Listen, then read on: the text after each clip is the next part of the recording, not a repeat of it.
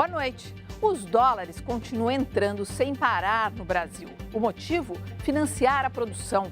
O Brasil já é o 5º país no mundo mais procurado para investimentos diretos e só este ano já recebeu 50 bilhões de dólares. Em contrapartida, os brasileiros também estão gastando mais lá fora, onde já deixaram outros 10 bilhões de dólares em viagens. E não é para menos. Aqui a moeda americana tem a menor cotação dos últimos 12 anos. Veja agora outras notícias importantes desta terça-feira. Para suprir a falta de engenheiros e cientistas, o governo brasileiro vai bancar 100 mil bolsas de estudo no exterior.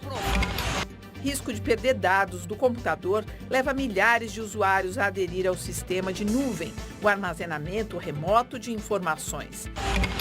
Queda de braço entre republicanos e democratas mantém impasse sobre medidas para evitar o calote do governo americano. Terrorista norueguês pede desculpas pelos atentados, mas diz que era preciso lançar uma guerra contra os imigrantes. Parentes e amigos vão à cerimônia de cremação do corpo da cantora Amy Winehouse em Londres. Uma reportagem especial mostra o drama de quem tem dependente de álcool ou drogas na família.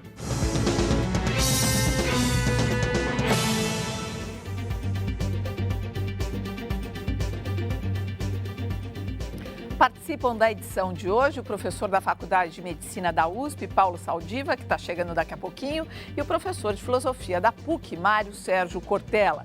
E no quadro Pronto Atendimento, nós contamos com Fátima Padim, psicóloga da Unidade de Pesquisa em Álcool e Drogas da Unifesp. Ela vai falar do consumo de drogas no país. Se você tem alguma pergunta, mande para o endereço twitter.com/jornal_cultura. O brasileiro está cada vez mais endividado e, para sair do vermelho, muita gente está recorrendo ao cartão de crédito e ao cheque especial, opções rápidas e fáceis de obter dinheiro. O problema é o resultado disso, juros mais altos e dívidas ainda maiores. As dívidas assombram qualquer um. Eu estourei o limite, estourei tudo. Fiquei mais ou menos uns 3 anos sem usar a minha conta. Fiquei enrolado, mas desenrolei. Mas nem todo mundo consegue sair do rolo. Nos últimos 12 meses, o pagamento de dívidas comprometeu 40% da renda das famílias. Em 2006, era metade disso. E as dívidas que mais crescem hoje são justamente as mais fáceis de usar e também as mais caras. O cheque especial e o cartão de crédito, que tem os juros mais altos. A má utilização desses produtos faz com que essas dívidas cresçam exponencialmente de tamanho. Ou seja, em 6 meses, uma dívida de cheque especial, cartão de crédito, dobra de tamanho. Ainda segundo o especialista, outro fator pode estar complicando esta conta. As chamadas medidas macroprudenciais adotadas pelo governo nos últimos meses para encarecer o crédito, controlar o consumo e assim impedir a escalada da inflação, podem estar empurrando o consumidor para essas dívidas mais caras. O Banco Central vem tomando medidas para restringir o crédito. Essas medidas, de certa forma, criaram dificuldades maiores para os bancos emprestarem. Num ambiente desse, em que o salário é menor, o que ele faz? Ele recorre àquelas linhas mais fáceis. Um exemplo. Se você for pagar uma conta de R$1.000 no cheque especial com juros de até 13% ao mês, em 30 dias esse valor será de R$1.130. No empréstimo pessoal com juros de 3%, esse valor ficará em R$1.030. Por isso, a dica para sair mais rápido da crise financeira é quitar o cheque especial ou cartão de crédito com financiamentos que tenham juros menores. Um empréstimo consignado, aquele com desconto em folha, ou mesmo um empréstimo pessoal. Então é como se eu estivesse trocando uma dívida cara por uma outra dívida mais barata. Olha, um outro exemplo, se você deve R$1.000 num cartão de crédito e fizer só o pagamento mínimo de 15%, ao final de um ano você vai ter pago R$1.456, ainda estará devendo R$616. É tudo isso fruto mesmo de uma empolgação. Peraí, Saldiva está chegando? Saldiva, bem-vindo. Entra no jornal, porque senão sinto falta de você aqui. Muito obrigado. Tudo bom, Cortella? Tudo bem? Sempre. Bom. Você sabe que estando sem dívida é melhor ainda, né? Bom, é legal. Tudo bom? Olha, Interessante isso que você falava, porque o fato da economia estar em expansão, há uma oferta mais facilitada mesmo de crédito. E é claro que há um outro elemento, há um aumento da bancarização no Brasil. Isto é, o maior número de pessoas que hoje passou a ter conta bancária e, portanto, do ponto de vista formal, pôde ter acesso a um crédito que antes não tinha. Nesta hora, a promessa de que o país vai crescer, a promessa também visível no dia a dia de uma expansão, né, das nossas capacidades no cotidiano, levam aqui, fazendo aí um trocadilho, que promessa é dívida. E, claro, esta perspectiva leva, sem dúvida, a essa condição. Eu acho que o governo, né, Saldiva, está um pouco cauteloso. A matéria, né? Saldiva, estava falando sobre o endividamento. Você chegou a ouvir? Eu vi. É melhor que promessa é dívida, é melhor do que promessa é dúvida. Né? Essa pequena vogal pode fazer uma grande diferença na vida dos brasileiros. Quer dizer, no fundo, o que a gente está dizendo aqui é atenção, pé no freio, porque existe uma euforia exagerada. Eu acho que não é necessariamente pé no freio, mas atenção. Isto é, melhor controlar a trajetória. Em 2010, o país, de fato, teve uma decolagem no cenário internacional muito forte frente a outras nações. 2011 não é a mesma coisa, a tal ponto que o próprio governo vem tomando suas medidas, salvaguardas. Portanto, não necessariamente o pé no freio. A dívida, ela tem uma grande questão. Essa é uma dívida que já foi feita e que ela, por ser a parte de juros, ela acaba gerando uma quebra da condição de compra no próximo momento. Porque se eu estou endividado, eu não vou movimentar o mercado mais adiante. Nesta hora, com dinheiro, é melhor ser maratonista e administrar o tempo. E o brasileiro sofre com dívida, né? Claro. Ele é correto, ele gosta de pagar. Ele gosta de pagar, mas esse negócio já existia antes dos bancos. Lembra aquelas lojas de grandes populares que faziam o carnê? E começou era muito com os imigrantes, né? Muito antes, e sempre o brasileiro pagou. Quer dizer, teve grandes crescimentos de lojas populares que faziam o carnê. O governo, de maneira geral, talvez queira reter, né, impedir que se faça dívida. Mas é claro que o sistema financeiro vive do empréstimo. Agora, tem algum estudo, Saldiva, que mostra assim, que quando existe uma dívida muito presente na vida de um povo, existe algum reflexo na saúde, além da dor de cabeça, claro? Mas... Não, eu acho que o brasileiro lida bem com isso, sabia? Porque o brasileiro, ele não gosta de esperar fazer a poupança para depois comprar.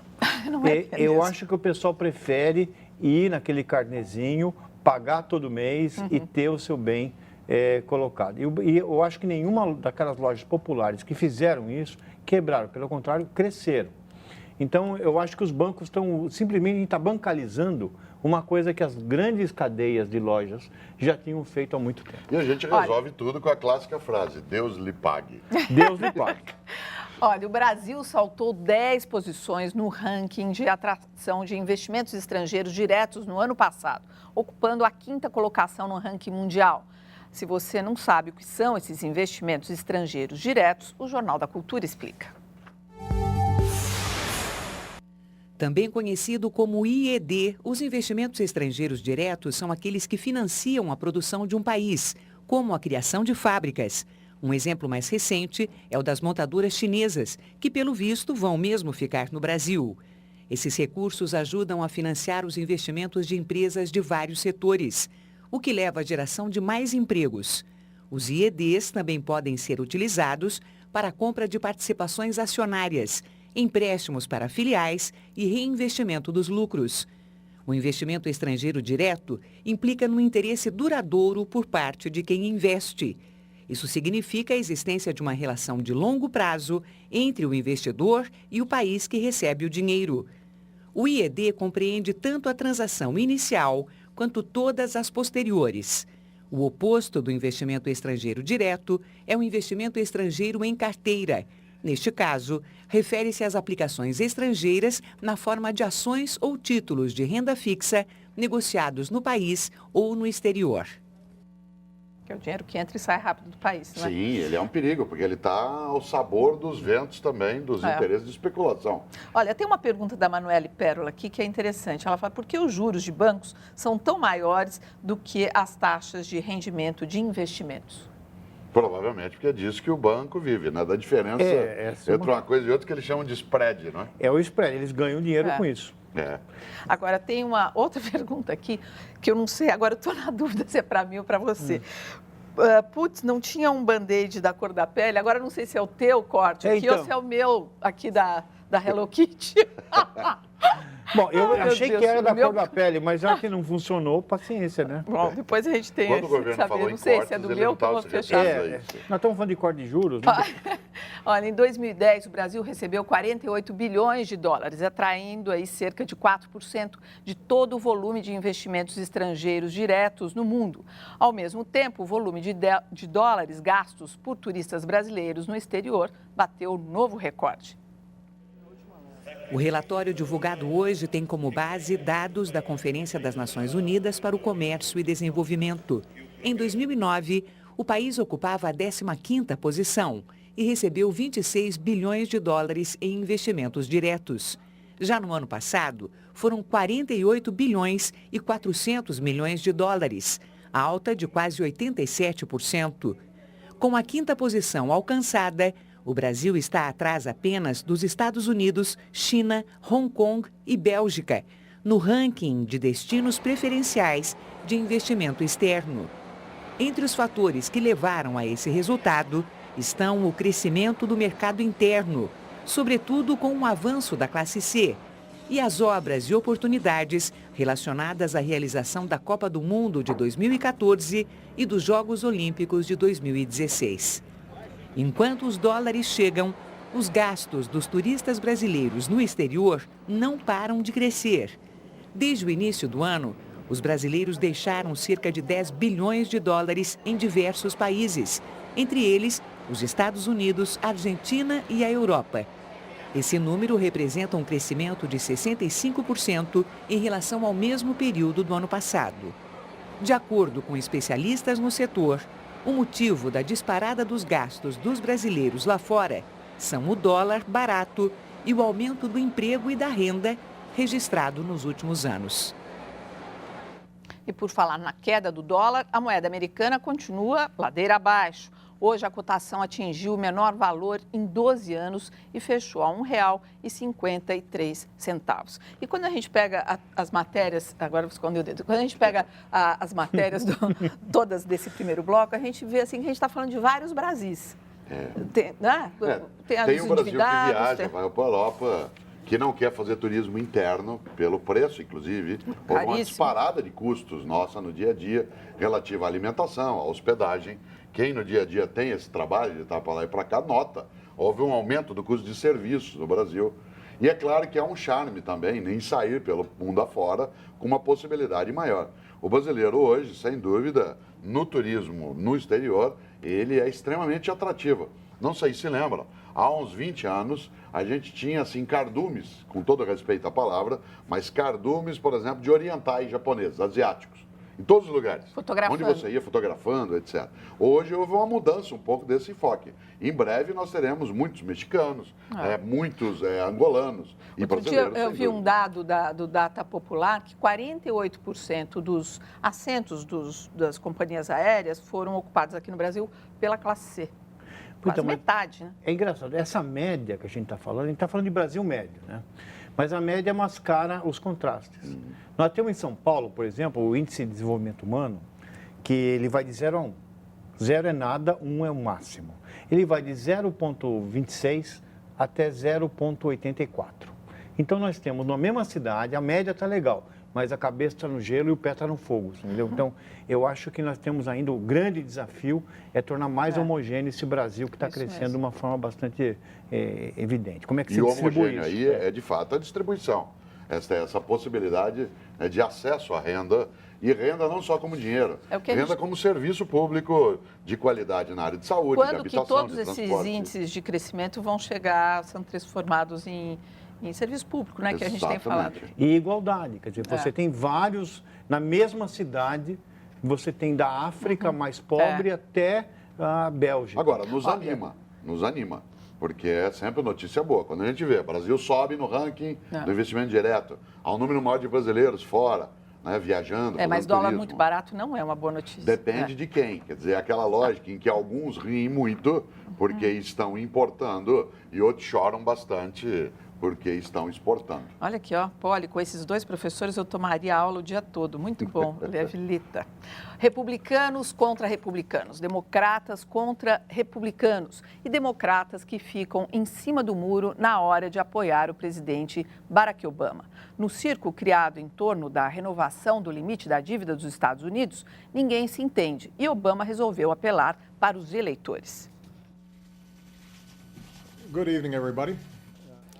Depois de advertir a oposição republicana para a gravidade da questão da dívida, que pode provocar um desastre em escala global, Obama pediu aos eleitores que pressionem seus congressistas por uma solução da crise. Deixar de pagar as dívidas será uma irresponsabilidade de consequências sérias para a população, alertou Obama ao renovar o apelo ao Congresso. De seu lado, o presidente da Câmara e líder dos republicanos, John Boehner, insiste na proposta de cortes em setores sociais, incluindo a assistência médica para os mais pobres.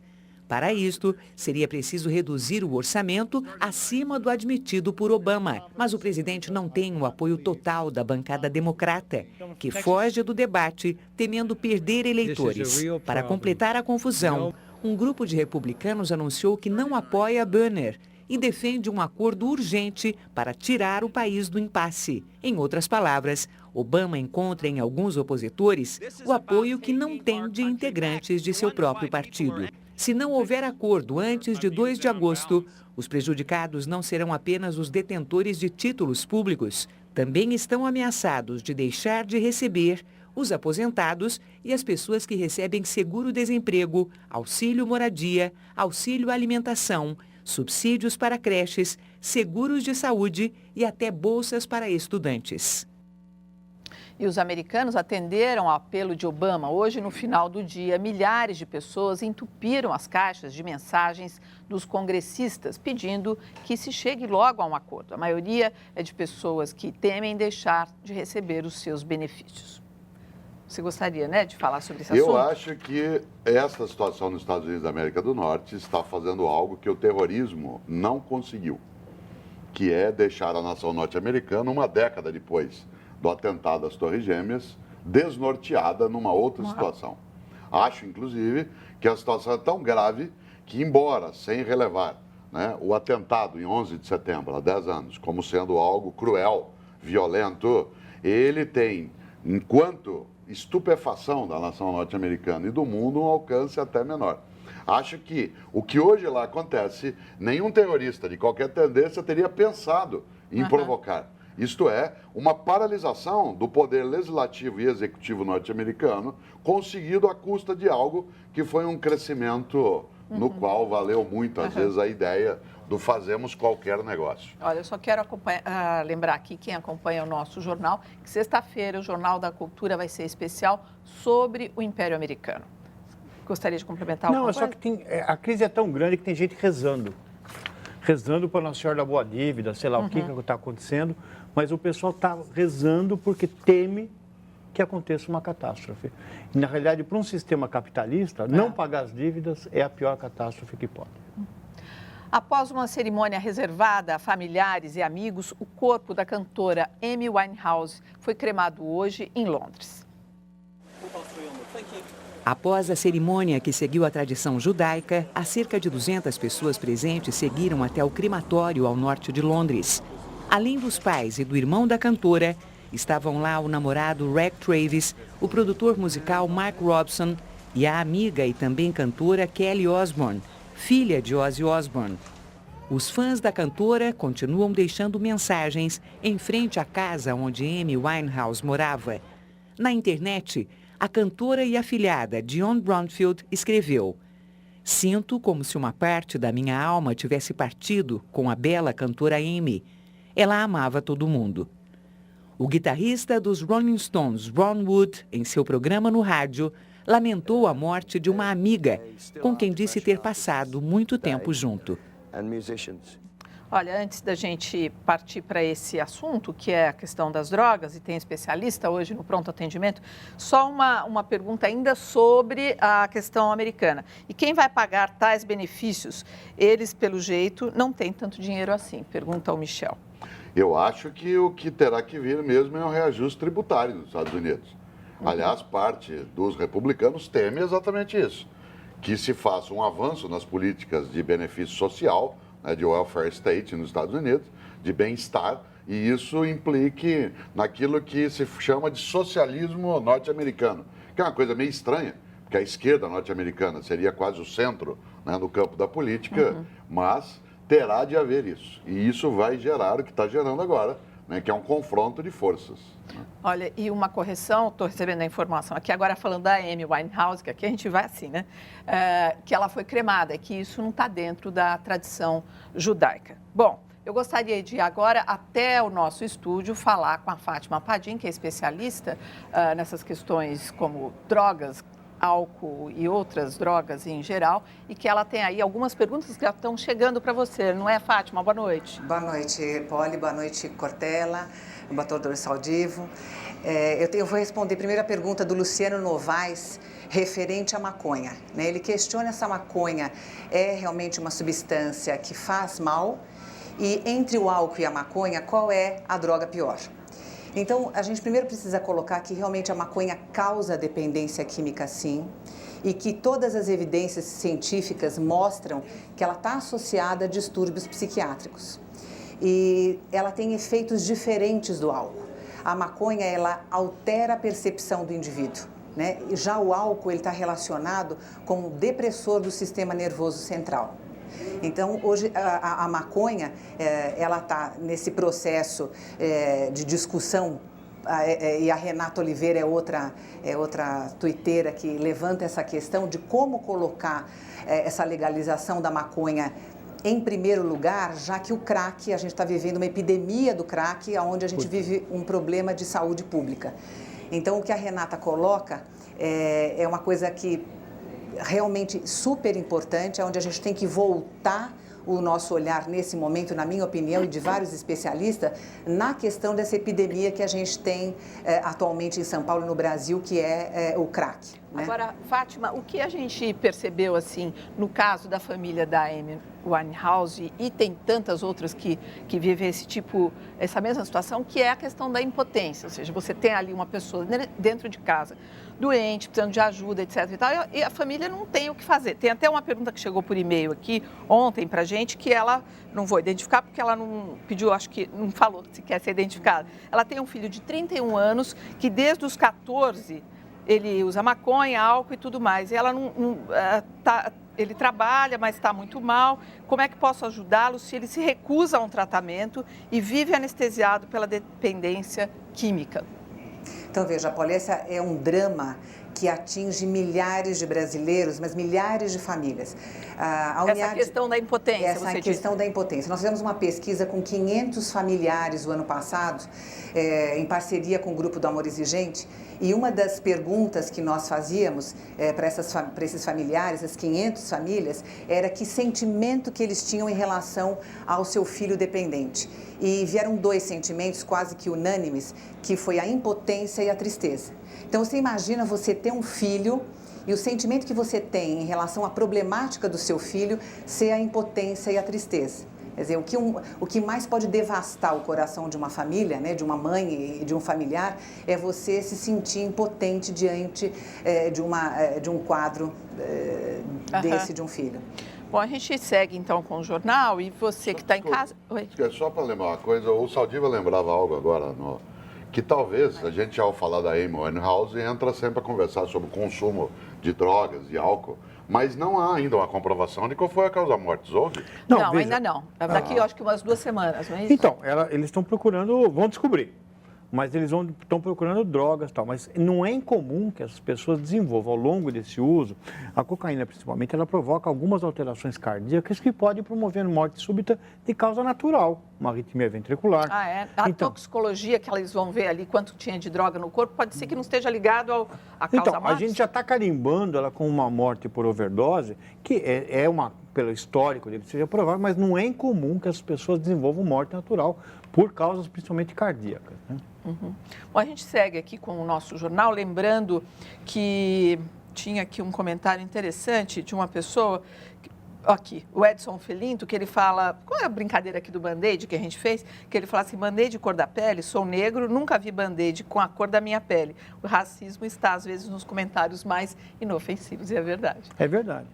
Bom, a seguir, terrorista norueguês pede desculpas pelos atentados, mas diz que eles foram necessários. E mais, o governo brasileiro oferece 100 mil bolsas no exterior para formar especialistas.